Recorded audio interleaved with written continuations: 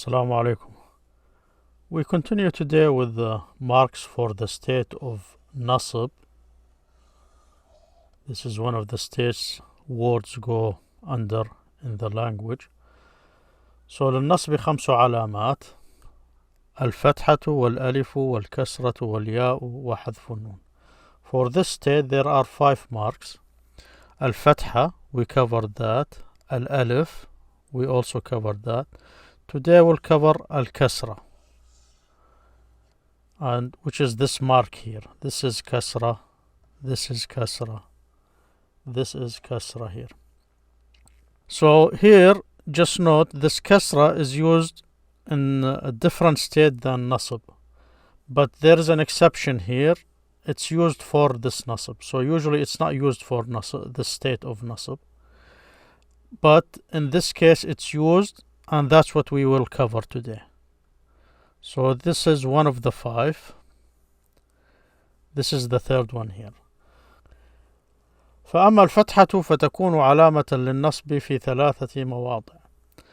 The fatha, this one here, is a mark for the state of nasb in 3 places. في الاسم المفرد وجمع التكسير والفعل المضارع. In the singular noun and the broken plural and the present tense. إذا دخل عليه ناصب ولم يتصل بآخره شيء. If this present tense will take this fatha as a mark of its state, if something caused it to go under that state, which is, we will discuss an example of that before. So there are some letters that come before the present tense and cause it to take that mark. وأما الألف فتكون علامة للنصب في الأسماء 5 نحو رأيت أباك وأخاك وما أشبه ذلك. This alif, the second mark we covered last time. So this is an alif, this is an alif. So it's used this as a mark for the state of nasb in the 5 nouns. Like رأيت, I saw. أباك, here is the alif used as a mark of this nasb. In this case, this noun went under the state of nasb because it's an object of this verb رأى, or to see. وأخاك, and your brother, this here is the mark. وما أشبه ذلك, and what is like this. So we covered this last time. وأما الكسرة, and this is what we will talk about today. فتكون علامة للنصب في جمع المؤنث السالم. This kas'ra is used with the sound feminine plural. We talked about what this is, what is the sound feminine plural previously. We will look at some examples now. So in this case, the sound feminine plural, if it's in the state of nasb and one of these is being an object of a verb, you will not use the fatha. You will not see the fatha like this. And you will not see the alif. You will see the kas'ra. And the reason is that's how the Arabs used it, with a sound feminine plural. If it's in the state of nasb, the noun, it will show that by a kas'ra, unlike what's usually used. So this is important to note. The sound feminine plural. Now I will introduce this book.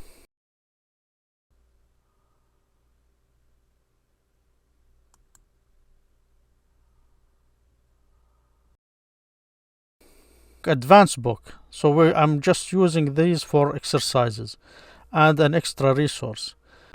What's important about this book is that it has another book that has an answer for the exercises in it.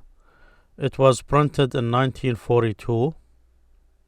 I will leave the link for this book in the description. Now, the exercises in this book have another book that solved these exercises, which is a book with the same name. It says the teacher's book. So this is from 1924, and this one here is from 1942. So that's a different edition, the 4th edition here. So you can look at the exercises in this book, مبادئ العربية. You don't have to study the grammar in it. It's advanced, as I said. At this level, basic Arabic, you don't need that. But if you use it for exercises, the ones you already covered, or if you're advanced and you want to check this book, so you can use it. The answer for these exercises, you will find it in this book here. So we'll see an example of this now. This here is the section in the Principles of Arabic. It talks about the sound feminine plural. So here they say it's the sound feminine plural is made. How do you shape it? You add the alif to it and the ta. This alif and ta. So the example they give is Maryam, which is Mary. The plural of it is Maryamat. You just added this a and ta. So now this is the general rule. Al-Qa'ida al-Amma, the general rule. Of course, this goes deeper into the details. We don't need now. Let's look at the exercise first. This is in the Principles of Arabic. This here is the exercise in the following page. It says اجمع الكلمات التابعة جمعا مؤنثا سالما. So make the plural of the following words in the sound feminine plural. So here you have the exercise. حجرة, صغرى, غبراء. Of course, these examples are chosen to cover the rules they just discussed. So at this level now, all you need to know that there is a general rule, but there are exceptions, or there are different rules how to deal with the vowels and how the Arabs used to deal with these nouns. So here you have this exercise. You try to make the sound feminine plural in here. Then you can go to the answer book, this one here, and see the answer for this exercise. You see here exercise 39. اجمع الكلمات التابعة جمعا مؤنثا سالما. This is the question. So here they have the answer between the brackets. So حجرة, which is room, حجرات, rooms. صغرى, notice here you have a vowel there, a feminizing vowel. As I said, that's too much detail now. We will not go. We will only cover the mark. So here صغرى is صغريات, the answer there. So I'm just introducing new books here, which I think are very helpful. So you can use them when you advance, if not now, when you advance. So now the mark we talked about is the kas'ra. So if I said I counted the rooms, I would say حجراتي.